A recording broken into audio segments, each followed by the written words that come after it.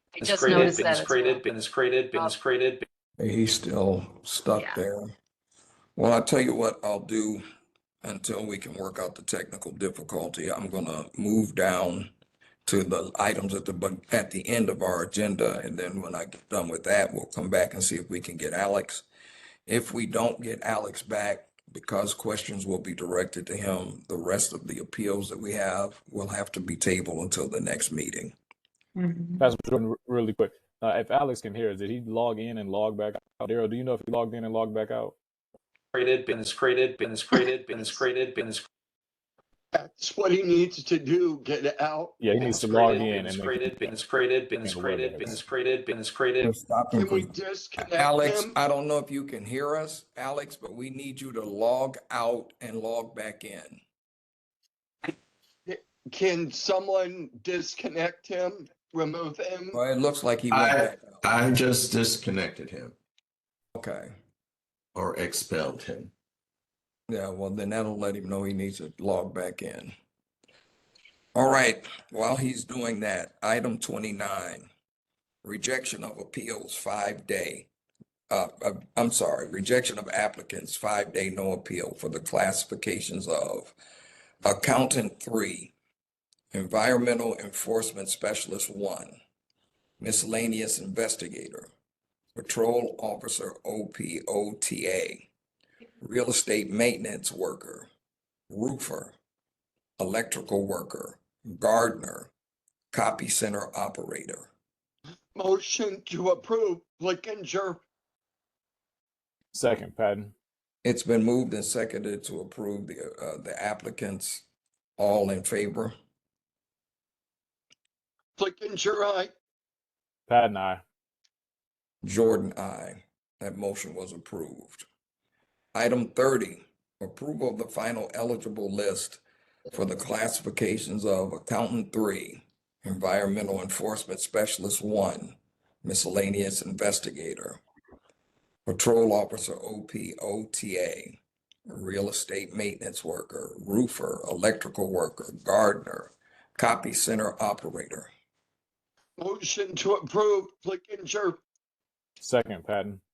It's been moved and seconded to approve the list. All in favor? Flickinger, aye. Mr. Patton, are you still with us? Mr. Patton, are you there? We can't hear you.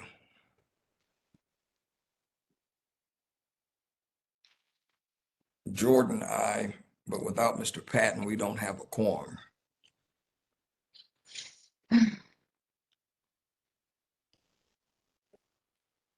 All right, I see that. Is he still on or did he log off to log back in? It looks like he logged off to log back in. Okay, we'll give him a moment.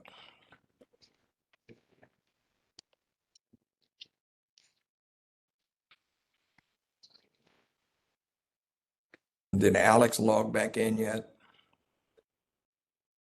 Not yet, but we did get an email from him and he said that he will be trying again. Okay, thank you.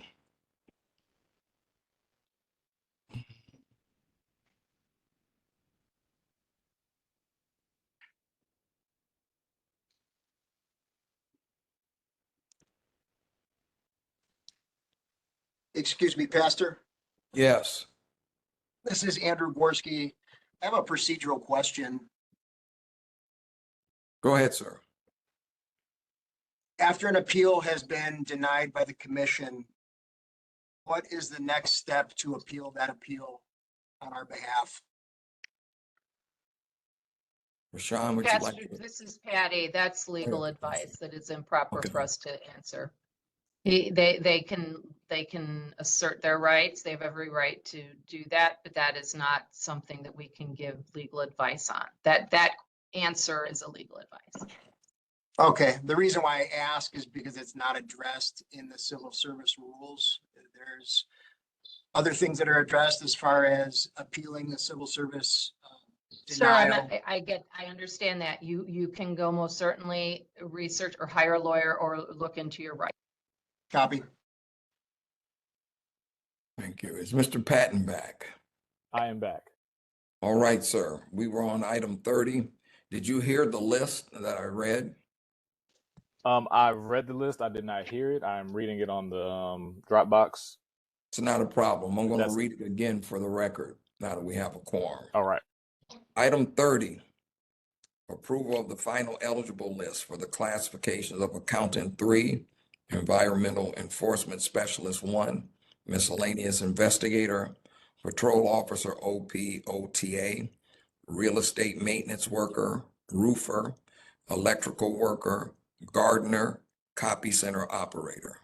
Motion to approve, Flickinger. Second, Patton. It's been moved and seconded to approve the list. All in favor? Flickinger, aye. Patton, aye. Jordan, aye. Item 31, consideration of the following bulletins. Senior Data Conversion Operator, Parking Enforcement Officer, Animal Control Officer, Police Radio Dispatcher. Motion to approve, Flickinger. Second, Patton. It's been moved and seconded to approve the list. All in favor? Flickinger, aye. Patton, aye. Jordan, aye. Now we're at item 32, and Patty, I want to ask. Pastor Jordan, Yes. sorry to interrupt, just letting you know that I'm back. I hope things are fixed. Thank you, Alex. We'll be with you in just a moment. Item 32, Patricia, on our agenda, the consideration of the request to amend Rule 4.5 of the Civil Service Commission rules. Yes, sir. Who's going to speak to that? Either Rashawn or I or both can speak to that if you would like. Okay, well, I'll start with Rashawn. On item 32, amending of Rule 4.5. Are you able to hear me? Can you hear me? Yes. We hear okay. Okay, so this request addresses the language that references the United States Postal Service. And we are amending the rule to reflect that scores be sent via United States Postal Service. It can be sent email or whatever method is deemed appropriate by the commission at the time, so that we're not bound to just sending things in the United States mail. Typically, we don't send bulk mailings out anymore. I mean, right now, email is sufficient. It's almost instantaneous, and it's not necessary to do both. We're also requesting to amend the time frame from 5 days to 3 days. That's it. Have any comments from the commission on this? Okay, so you're saying that we're going to send all notices by email and we'll amend the time frame to 3 days? That is correct. Okay, so all participants on testing and all of that would get their information quicker and more Yes. efficiently? Absolutely. Thank you. Do I have a motion? Motion to approve, Flickinger. Second, Patton. It's been moved and seconded to approve the motion, the amendment of Rule 4.50, I believe it. Let me make sure. Hold on, I scrolled back away from it. Yes, Rule 4.50. All in favor? Flickinger, aye. Patton, aye. Jordan, aye. That motion was approved. Now that we have Alex back and we have a quorum on the board, I believe I was with Mr. Ruddy. Is that correct? Before we went away? Is Mr. Ruddy still online?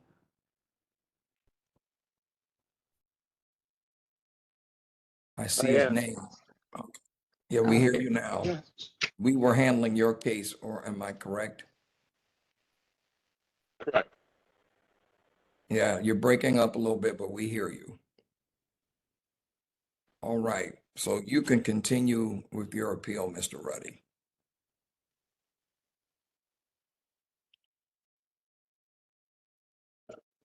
We are having all kind. Mr. Ruddy, we can't hear you. Something's wrong with your microphone. Can you move closer to it or? Yeah, so it's right in front of me.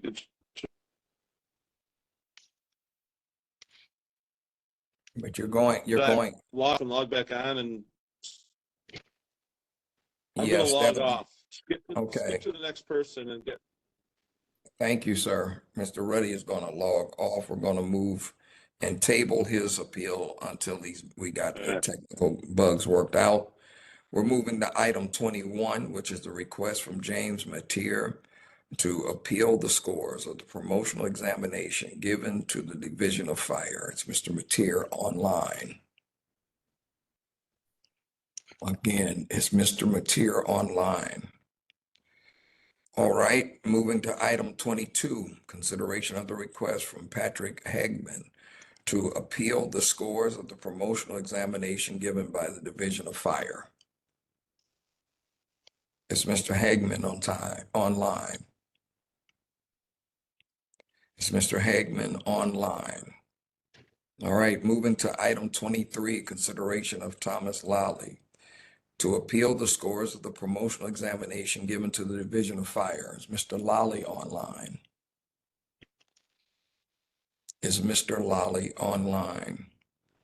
All right, moving to item 24, request of Richard Bowman from the appeal of the scores of the promotional examination given to the Division of Fire. Is Mr. Bowman with us? Yes, I'm here. Thank you, Mr. Bowman. Are you representing yourself? I am with the union that's behind us. They're there somewhere. Yes, sir. You have 10 minutes and you have the floor now. Okay, so my appeal is also with the battalion chief test, and also with a lack of transparency regarding the test and the expectations that were involved with it. The lack of clarity began when the test was announced and the list of reference materials was given out. From the reference material, I don't believe there was anything that was directly asked of us that could have been used from there to assess our knowledge of that material. For the battalion chief test, the lack of transparency and the misinformation that we got was particularly problematic in the writing exercise. In the civil service announcement that came out in October of 23 for the test, it stated that this component will assess such abilities as writing expression, interpersonal relations, information analysis, judgment, decision-making, planning, organizing, and resource management. In NTN's handout, it stated that they will grade the exercise based on content, organization, grammar, spelling, and professionalism. In their tips in that same sheet, that same packet, it said to focus both on the content and on your grammar, punctuation, and spelling. When the scores came out, we found that we were scored on leadership qualities, analysis and planning, customer and public relations, and written communications. And I don't remember seeing those dimensions anywhere on these sheets, and I don't know where they came from. The lack of clarity with the pre-test announcements and the information was problematic for many individuals that took this test. If you were to tell me that I was going to be scored on, which we were told that we were scored on content, grammar, spelling, professionalism, punctuation, I gear my answer towards that. If you're going to tell me that I'm going to be scored on leadership qualities, analysis and planning, and customer and public relations, I'm going to gear my answer towards that. So just how it was given to us beforehand was misleading.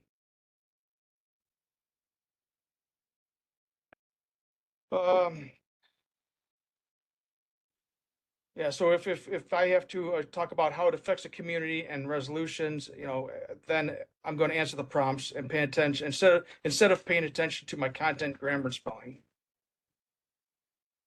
With the study guide, it's been civil services past practice to have testing companies supply preparation guides that always clearly defined what we were to expect on the day of the test and how we would be graded. This cleared up any confusion regarding the timeframes of the exercises, when to begin speaking during exercises, and what the dimensions to be scored on were. As it was, we received a handout that I believe was originally sent to Denver that they took Denver's name out of it in the second packet. Continuing on in Civil Service Rule 4.3, it states that whatever definite time limits have been set for completion of examination or parts thereof, announcements of the prescribed time limits shall be made at the beginning of the examination or parts thereof. During the tactical exercise, the instruction stated that we would have 13 minutes to respond to the scenario, when in reality, 5.5 minutes were taken up by pre-recorded messages and updates, and the applicants were left with 7.5 minutes to actually speak. In the situational exercise, I don't believe that anyone still has any idea really of how we were scored, because the only results we got back had the score with question 1, question 2, question 3, and communication skills. So there was really nothing that we know from there that brings back, that comes back to us. And and apparently we have no sheets that were kept, so no one can check anything to certify anything else.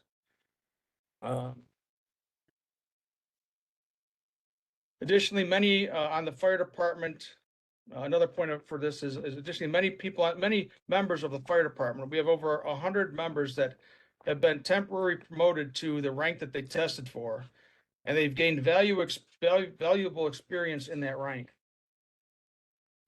In Civil Service Rule 4.4D for training and experience credit, it states that an applicant's practical experience which qualifies him for entrance to an examination shall be equal to 70% or other score as determined by the commission of the total weight assigned to this part of the examination. When an applicant's training and or practical experience is above the minimum required for entrance to an examination, each year of such training and or experience shall be so valued that the maximum number of years to be credited in a particular examination will equal the remaining portion of the total weight assigned to this part of the exam. With this, it states that, anything above the minimum requirement. So the minimum requirement, according to 3.4, Rule 3.4, is the announcement of each competitive or non-competitive examination. The commission shall determine the minimum qualifications to be established for entrance. In the announcement for the battalion chief test, it stated that the minimum qualifications are you must hold legal status as a fire captain for 1 year in the classified service of the city of Cleveland prior to filing.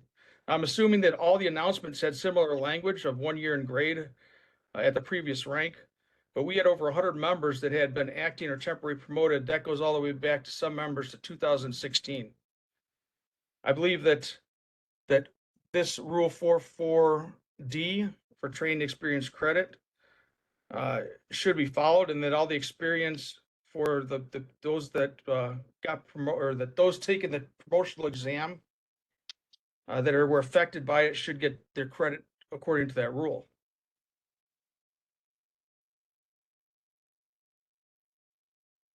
In Civil Service Rule 4.5, we've already talked about it, but it states that an applicant shall have a right to review his or her own graded examination papers.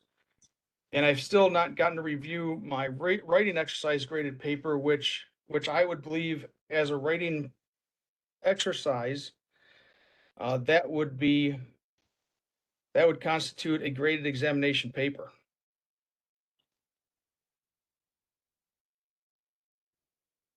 Additionally, per that Rule 4.9,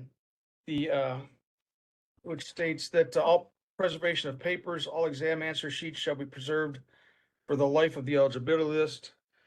The exercise essay and all other papers related to my scores could be seen as answer sheets and should also be available.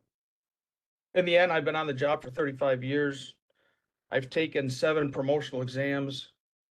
The last promotional exam was judged by, or a judge ruled that it was illegal. So we had to wait 10 years for that lawsuit to go through. for the next promotional exam, and this is what I got. And this is what us as a department have. In the end, I'd like to appeal to redo the test with proper information, expectations, and test directions regarding the dimensions and timeframes clearly laid out, and also appeal to have anyone that's affected by it to have their experience points added to their scores. Thank you. Thank you, sir. Anyone from the commission or legal like to, or Alex from NTN would like to address Mr. Bowman?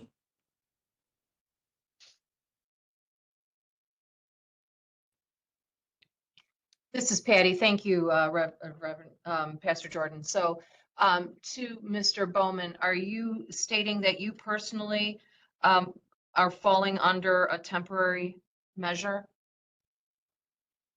I am, yes, and so are many of the other people that are appealing today. I know, but I'm dealing with you specifically. So, okay, and so you're stating that your remedy you're asking, one of the remedies you're asking for the commission is to add the temporary time. Am I hearing you correctly? Yes, I mean, that is one of the civil service rules for experience points. And that was good to my next question is, do you believe that the time that was calculated, the seniority credit or the time that was calculated into your score does not reflect that time? That's correct. And so how much time are you stating you believe is missing? Well, I don't know so if I look at the credit, let's see, and the civil service rule,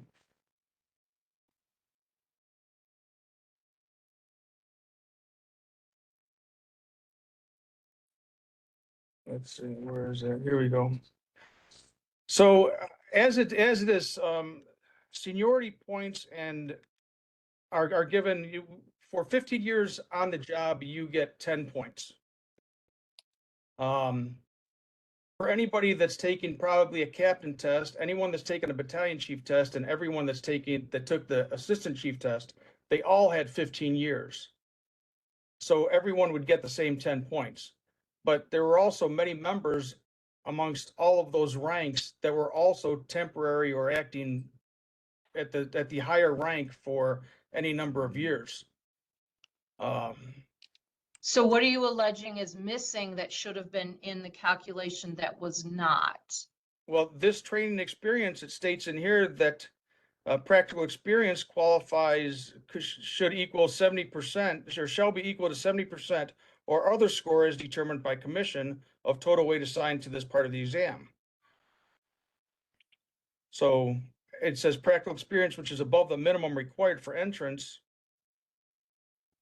for each year of such training or experience shall be so valued that the maximum number of years be credited a particular examination will equal the remaining portion of the total weight assigned. So what are you stating to the commission is what your remedy that you're seeking that was not given to you? That's what I'm trying to get you to understand for the commission members on that issue. So I don't know how you would go about, what would it be equal to 70% of the total score? Would you? I can't answer the question I'm asking you. I'm asking you what you think was not provided to you in your scoring that you're raised here today on this issue, so that the commission can hear from you. And you're pointing to rules, and they say exactly what you say they say. I've read through them with you, and you're pointing to a calculation and points and seniority credit. So, and if I'm hearing you correctly, and I could be mishearing you, I'm hearing you say that you believe that you were not provided with proper seniority credit. Am I misunderstanding you? No, the seniority credit is 4.4 C. Okay. Then what is the remedy you're asking for from this commission?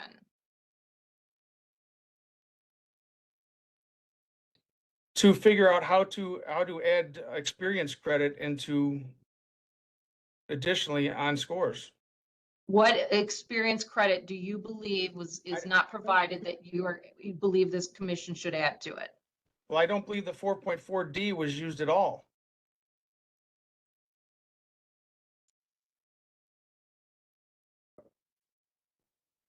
So how much time do you believe is missing from your calculation based upon that?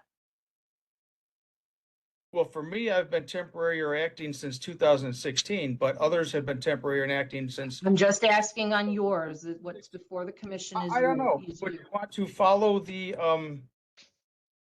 seniority credit and add that additionally as training and experience and do it a second time? Or do you figure out what is 70% of a score and decide how many years or how many points 1 year gets? So so Pastor Jordan, I will defer to the commission staff as to what seniority credit was put in. As you know, last hearing at the end of May, one of the matters that this commission heard and addressed, because I can't remember the firefighter, the safety personnel's name, but one of his issues was the credit time that he said was addressed because this commission adopted the correction that was provided, but Rashawn could address that more regularly. But that is all I have regarding this issue. Thank you, Pastor. Thank you, Patricia. Rashawn, you have the floor. I really don't have much more to add. All of these seniority issues were addressed and corrected and approved at the 524 commission meeting. And this isn't a seniority question. This is an experience question. I mean, if I'm looking for a welder, a master welder, and you have to have a year as a basic welder, and 3 people sign up and 2 of them are basic welders, and 1 is a master welder, would the master welder get more credit for being a master welder already? I mean, I don't know. That's So, Mr. Bowman, may I ask, so you're saying because you are in the position temporarily that you should get more points? I'm saying that according to 4.4D, there's training and experience credit that qualifies for up to 70% of a score determined by the commission.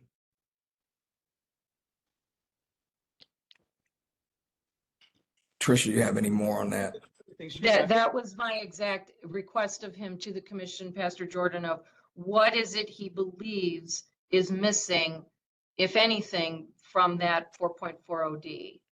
Because that was what I was trying to elicit of what remedy he's seeking and asking for. That was exactly what I was asking. Thank you. Okay. So, Mr. Bowman, you want your training time, your temporary use to be put in as experience points? Well, I think that anyone that has been temporary in their next rank has got the experience of a year or 2 years or 5 years.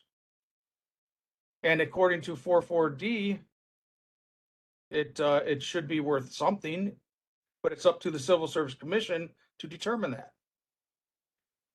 Rashawn, on this testing for people that are in this particular case that have the experience, how have we dealt with that? Have we added those? Has there been credits added for that, or for everyone it's just the 15? Over 15 years they get the standard amount. I would let Daryl speak on how the seniority points are calculated because he actually handles that. But Mr. Bowman, I'm slightly confused. I mean, are you asking about seniority or are you asking about experience? I'm not understanding what it is you're. 4.4 C talks about that's the seniority points. That's in it. 4.4 D is about training and experience credit. Well, so if your training and experience wasn't considered, then, I mean, you wouldn't be able to take the test to begin with. I mean, of course, training and experience is considered. So, I mean, I don't understand your question, but let me let Daryl speak about the seniority points.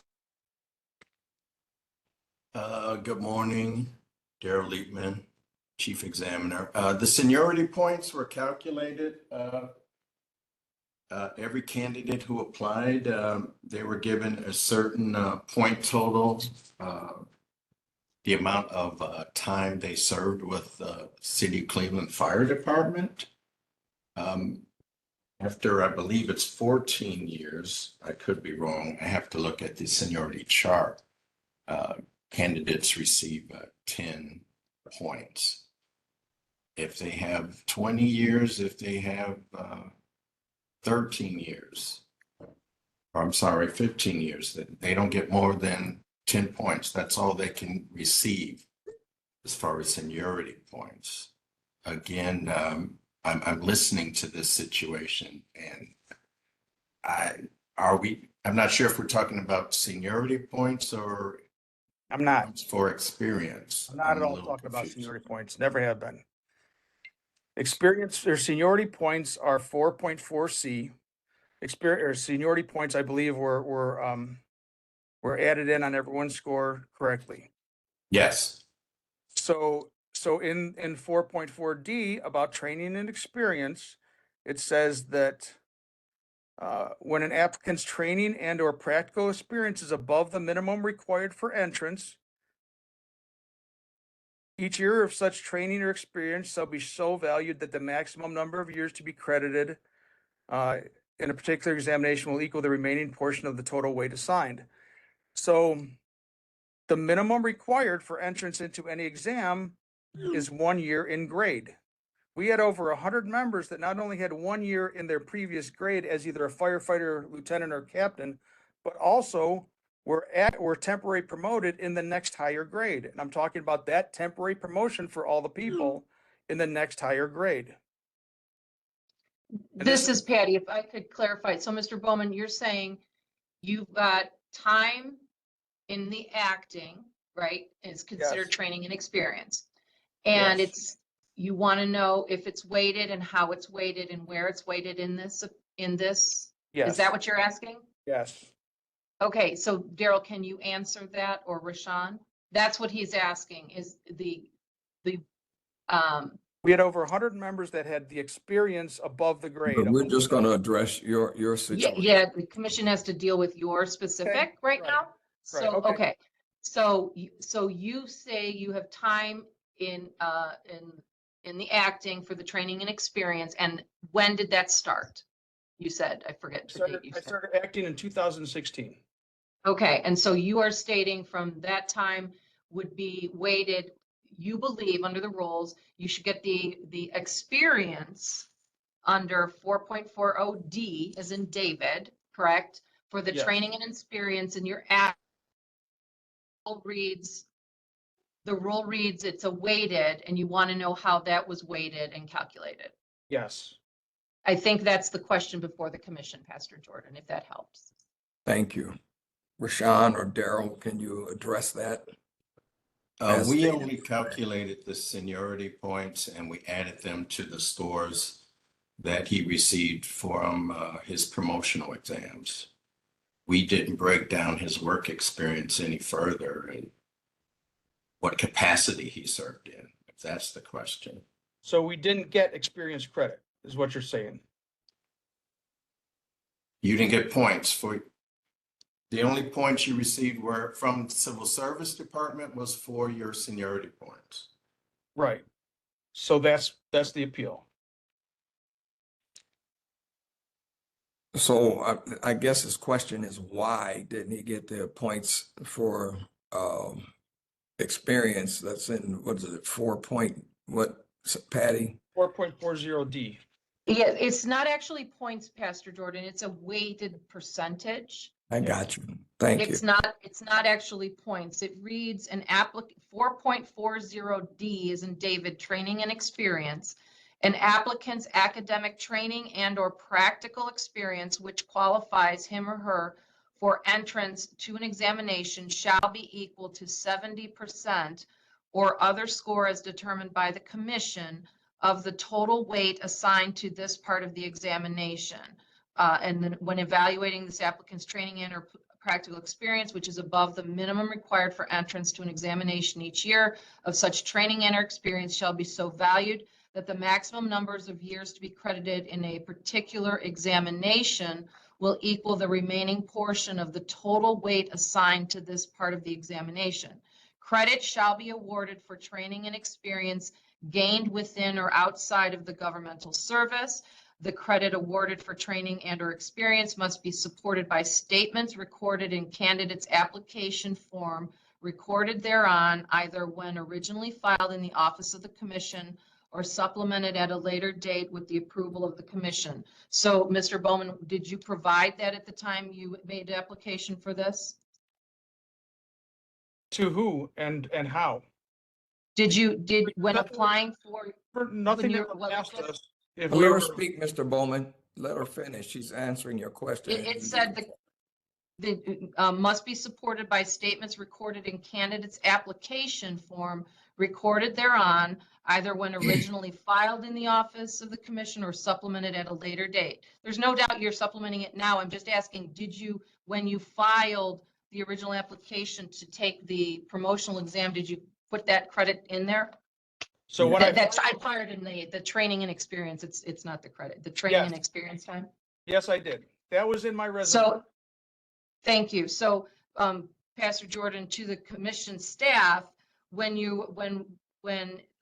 the calculations for these exams were those taken into account in the weighting of the scoring at the time that these were happening? This is separate from the seniority credit.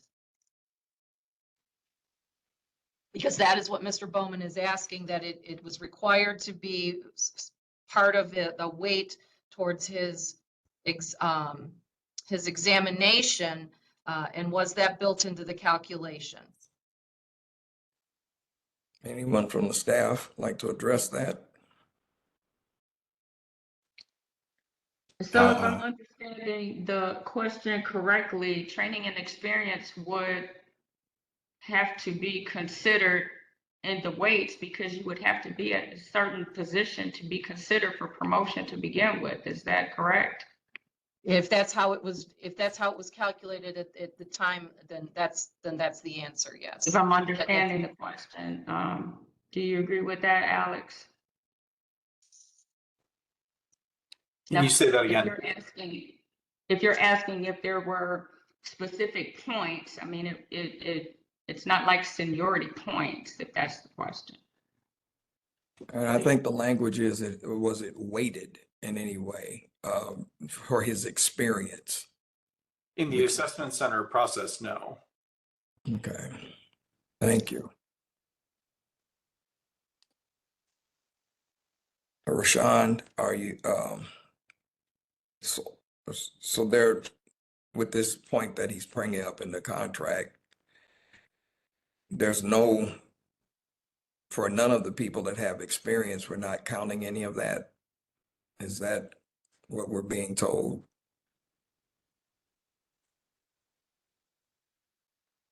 I would say, can we table this for the next meeting so we can put the information together? I mean, I would need to go back to look at how we weighted, or if we weighted, or you're asking for specific information. I don't want to give you incorrect information. All right, Mr. Bowman, we're going to table your appeal until our next meeting. He will be notified of that meeting, the public meeting we'll have. Am I correct? Yes. So please watch your email, sir, and you will be invited back to talk to the commission. Yes, sir. Thank you.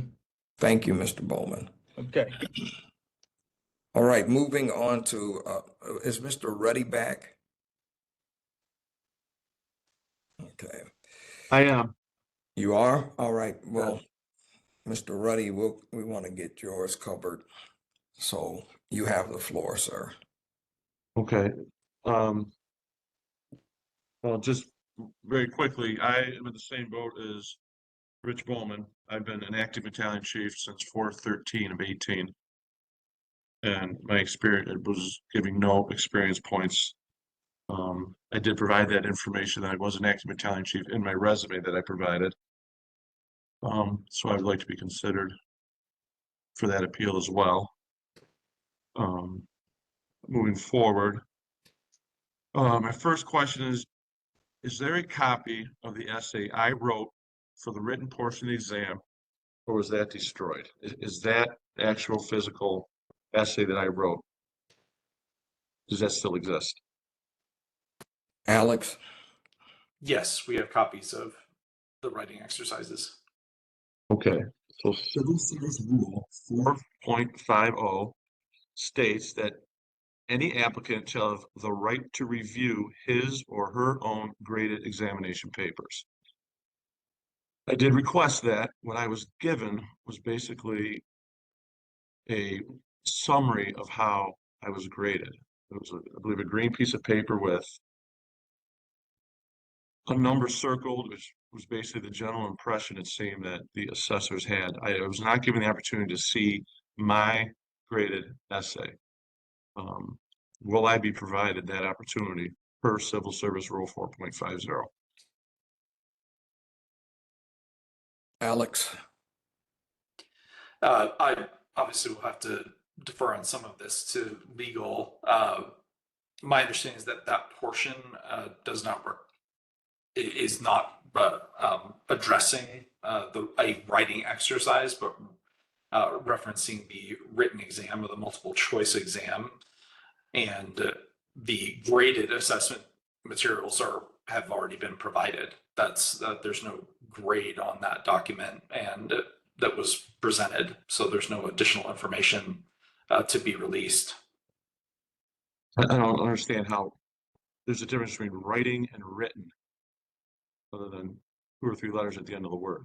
That was our written portion of the exam. The people who took the lieutenant and captain's exam were provided that opportunity to review their written exam. I was not. Which was I mean, if for no other reason, I want to see, was there a mix-up? Was that essay that was graded, was that my essay? If for no other reason. Mistakes are made. They've been made in the past. Mistakes were made from the very beginning of this entire process when we received the candidate orientation handout that said Denver on it. So right out of the gate, simple mistakes are made. We're all humans, mistakes are made. I think we should be able to review our papers. Rashawn, let me ask this for the record again.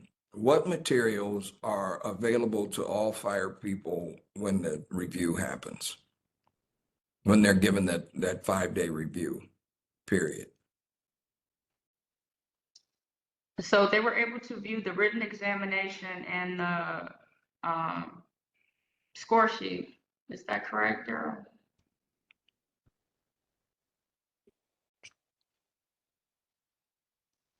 Mr. Eatman?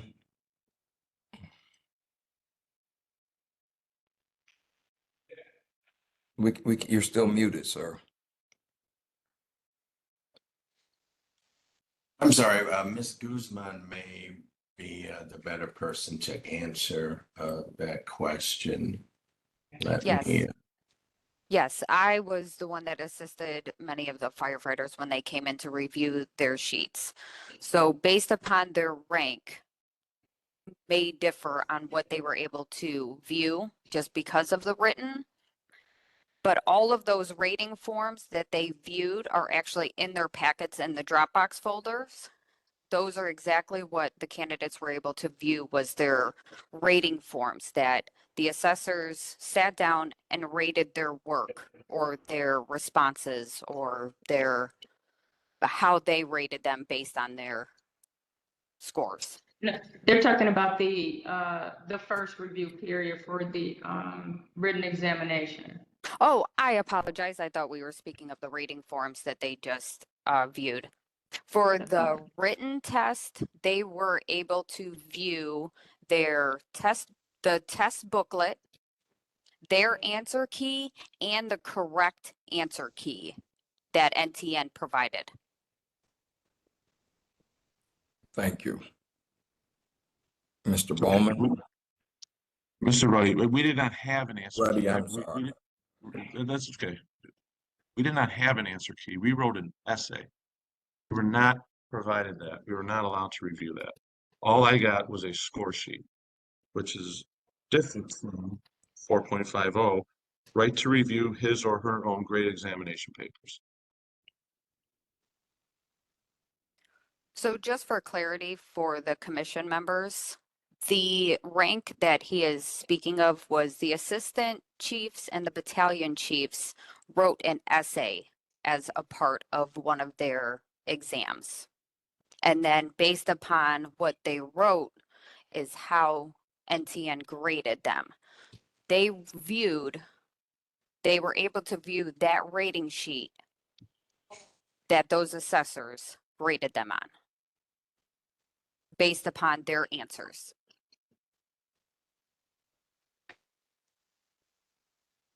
Okay, Mr. Ruddy, anything further? I'm sorry, yes, Mr. Ruddy, anything further? No, other than, is there an answer? Am I gonna be able to look at that essay? I mean, per 4.50? Or are we gonna disregard that rule? And we consider the essay different from a written examination. Those are two separate things. Well, That is let's our not call it a written examination. Let's call it my graded examination paper. Okay, that's fine. We interpret those to be two separate things. So Pastor Jordan, that's the question to this commission. He's asking for something that has been determined not to be a written examination paper that the rule provides for review. That is, if I'm hearing correctly, and Mr. Reddy, please tell me if I'm mishearing, but it appears that is what he's asking to this. I'm looking at graded examination paper. Yes, sir, you read it. I wrote it. And the commission staff said their response to you, and the question goes to the commission to decide that question. That's what is before the commission right now. Okay, so am I speaking or the commission right now? We're allowing you to speak right now, sir. Okay. I'm just gonna put this point out there. It says my graded examination papers. I wrote an essay that is written. Now I typed it, but it's 2024. We don't write anymore. It was an exam. So it was a written examination. I just want to make that point. So I feel 4.50 is being disregarded. But I'll move on to the next question. And could you give me a heads up when I have 2 minutes left? Okay, you're at 6 minutes and 35 seconds. In the candidate orientation handout, under the heading of written exercises, stated that the assessors will grade the exercise based on several areas, including but not limited to content, organization, grammar, spelling, and professionalism. Once I was given the opportunity to review my grades, I found out I was graded on none of these. It was changed to leadership qualities, analysis and planning, customer and public relations, and written communication. When were the dimensions that were being measured changed, and why were the candidates not notified? Was the chief of the division notified? Was civil service notified? And you're addressing that to NTN? NTN. Yes. Was what? So the information handout specifically states that it is not limited to content of the exercise. And within the content of the exercise, these dimensions that you listed were the specific points of content that were being rated. So there's no difference or misalignment between what is said there. The organization, grammar, spelling, and professionalism are all components of your written communication. And so all of those are what are included in the rating form. Okay, well, I wholeheartedly disagree. I'm not disputing whether the new dimensions that were being measured were valid. What I am disputing is that NTN changed them without notification to the candidates. I was prepared and wrote an essay based on what I was originally told I would be graded on. What I was actually graded on is significantly different. This change represents a lack of a clear rubric, as well as an undisclosed rubric and a total lack of transparency. Candidates did not have a clear understanding of what was expected of them. I would argue that we didn't have even a vague idea of what's expected of us. Based upon these facts, I appeal to challenge the validity of the written portion of this test. The appeal is based upon case law found specific to changing a rubric or an undisclosed rubric with related transparency issues, which we clearly had here. Next question. Who graded the written portion of the exam? Was it the proctors or someone else? I didn't hear your full question there. Who graded my essay? A panel of assessors. Okay, what were their qualifications or credentials? Were they college graduates with English degrees? All assessors for this process are required to have at least a minimum of 2 years experience at the target rank or higher. And so everybody was well qualified to assess all the exercises. I would argue that to assess an essay requires a certain amount of expertise. You're talking grammar, punctuation, content, organization. You need to know how to not only write an essay, you need to know how to grade an essay. So I would argue that. I would say it's been proven that a lack of clear rubric on an exit exam leads to inconsistent scoring with different assessors applying different standards to what constitutes a well-written essay. This is another reason I'm contesting the validity of this exam. You're at 8 minutes and 17 seconds, sir.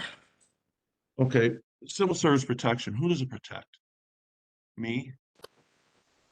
Because it seems like Mr. Johnson, just when he gets asked a question, he can just, well, we didn't do that. That's not how we did it. But who's to say you did? No one's questioning. We're taking Mr. Johnson's word as gospel, and all he has to say is no. I go back to Mr. Crockett's. If his appeal didn't get approved, at least a second look, because Mr. Johnson says, well, no, we did it right. I find that difficult pill to swallow. But in summary, I would like to be considered for the 4.40B that Mr. Bowman brought up. I do have 5 years, 10 months approximately experience in battalion chief's rank at the time of the exam. Thank you. Patricia, I want to ask you a question. You and Rashawn, and I know Rashawn has to leave. So with the candidates that have the experience, we're tabling one and bringing it forward. Should we do that with the remainder of these candidates that have that situation? Pastor Jordan, Yes, you please. spoke, you read my mind. I was going to ask the same question of you, that it makes sense to do that, to clarify that issue, because it sounds like they're going to have the same issue. Yes. And in fairness to them, they have the right to have that reviewed and properly presented to them and the commission. All right, so Mr. Ruddy, you'll be receiving an email from the commission because the question that you brought up pertaining to the experience will be addressed at our next meeting, or at an upcoming meeting. Thank you for your time. All right, thank you, sir. I do want to say this whole process, civil service, has been great. Timely emails, timely responses. I do want to commend everybody for that. It's much appreciated. Thank you. They are a hardworking staff. I agree. Item 25, consideration of the request from Patrick Corrigan to appeal the scores of the promotional examination given to the fire department. Is Mr. Corrigan here? Yes, good morning. Good morning, Mr. Corrigan. Again, the same rules apply. You have 10 minutes. Are you representing yourself? I am, but I am a member in good standing with Local 93, and they are on here as well. But I'll be speaking on my own behalf. Okay, thank you, sir. You have the floor beginning now. All right, well, thank you for giving me the opportunity here. I just want to, I've been a civil servant, firefighter, policeman for the city of Cleveland for 28 years. And during that time, I've been held accountable to the citizens and taxpayers of the city of Cleveland.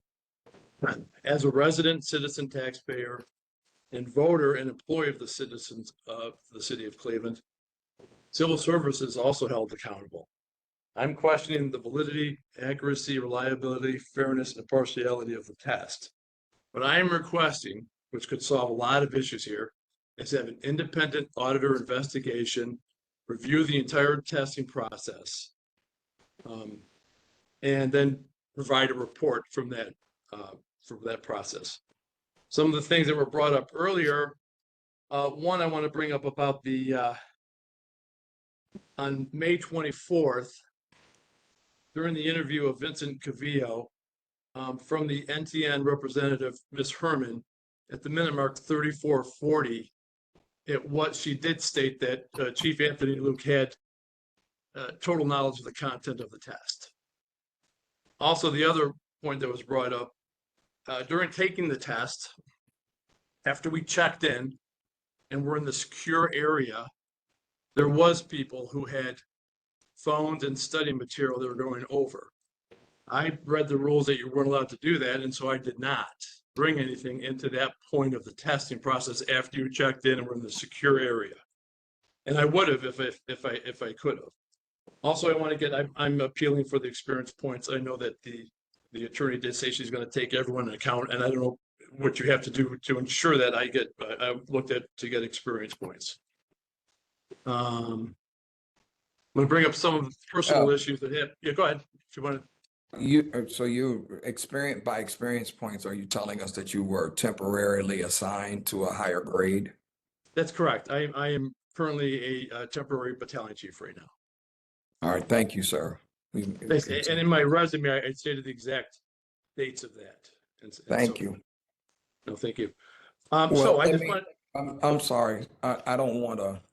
If you are in that category, you're going to be on our next meeting.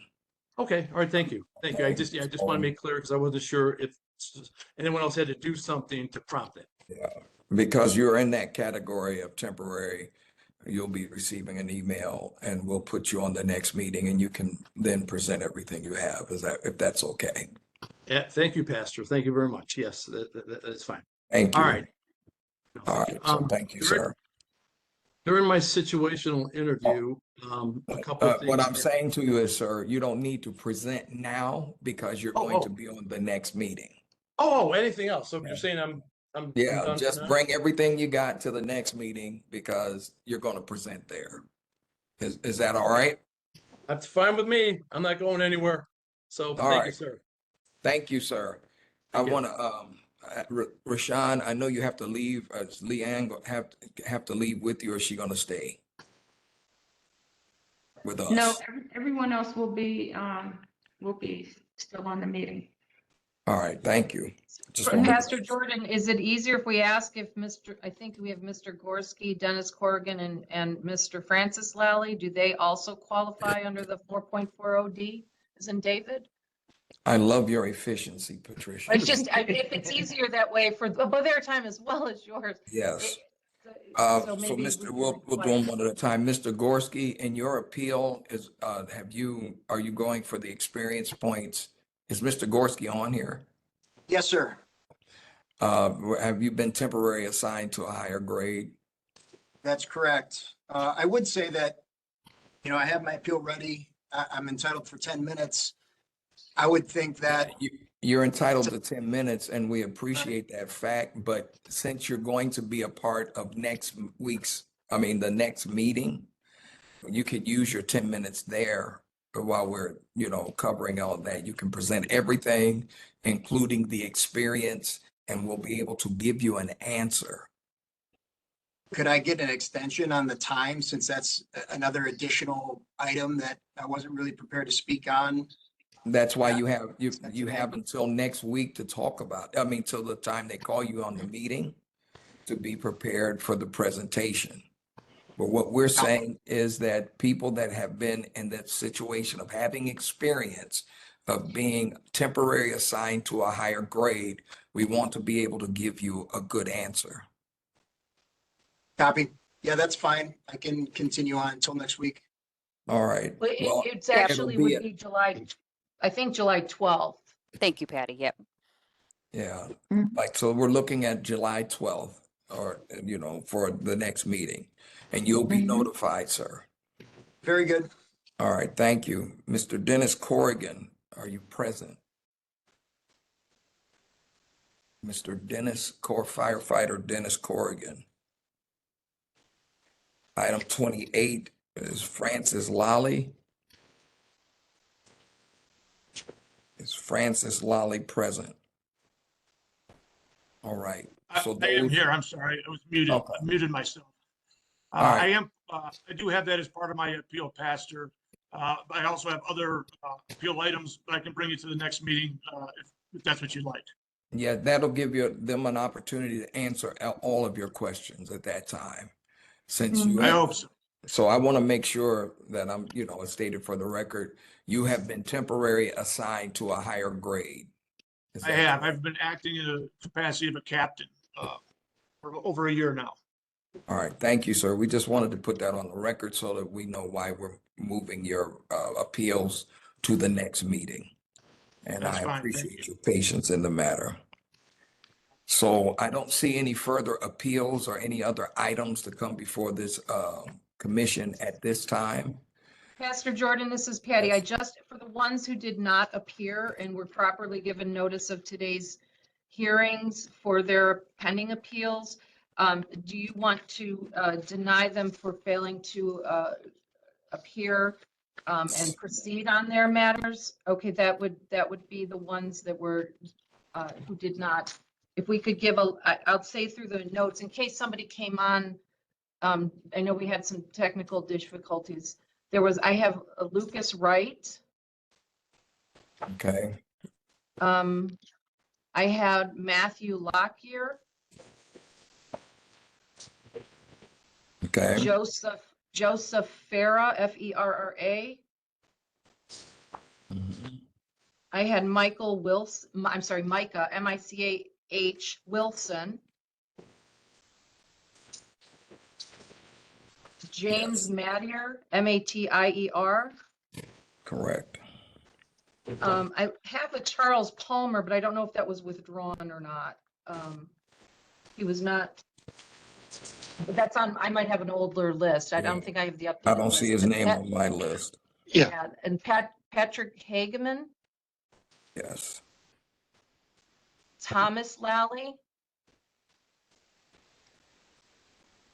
And then Dennis Corrigan. Those are the ones that I noted.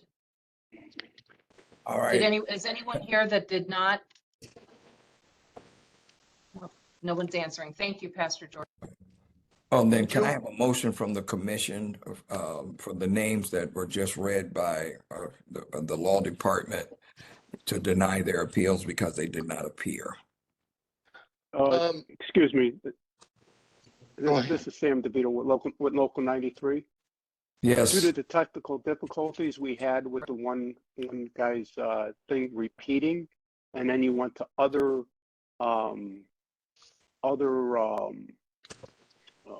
subjects for the Civil Service Commission.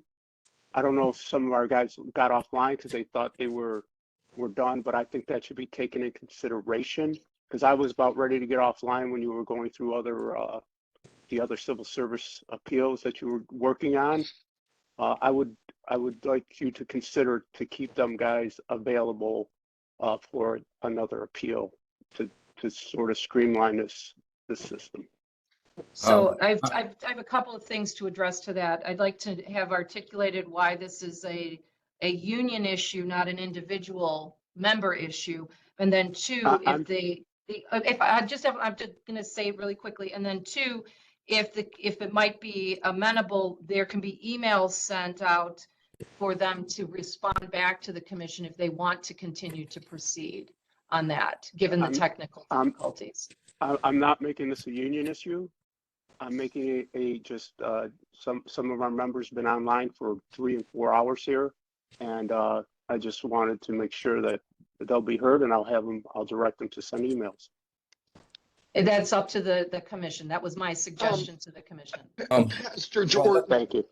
Yeah, go ahead, Mr. Flickinger. Number one, all of us have been on this call, or most of us, for 3 hours. As a commission member, I've heard some statements. These are all very important. We are all residents of Cleveland. Are on the meetings. We take every single item. Importantly, we were here. I logged in at 8:15. It's now 11:30. What I would say is Lucas Wright, Matthew Locker, and Joseph Farah were not on the call. The technical issues were very clear and only affected one or two people. We all said we were going to stay on the call. I don't see that as any excuse. And I would like to make a motion to deny the request for the individuals that were listed. Have a second. Second, Patton. It's been moved and seconded to deny the motion, to deny the appeals of the people that were listed. All in favor? Click at your eye.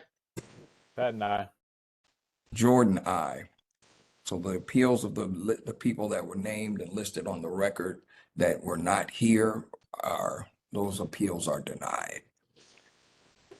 Thank you. And seeing no other business to come before this commission, we stand adjourned. You all have a great day. Have a good weekend. Patricia, I need to talk to you about a procedural issue. I am going to send you an email for you to call me. Thank you. I'll send it right now. Thank you and enjoy your 4th, everyone. All right, you all enjoy your holiday and thank you for your service. Bye.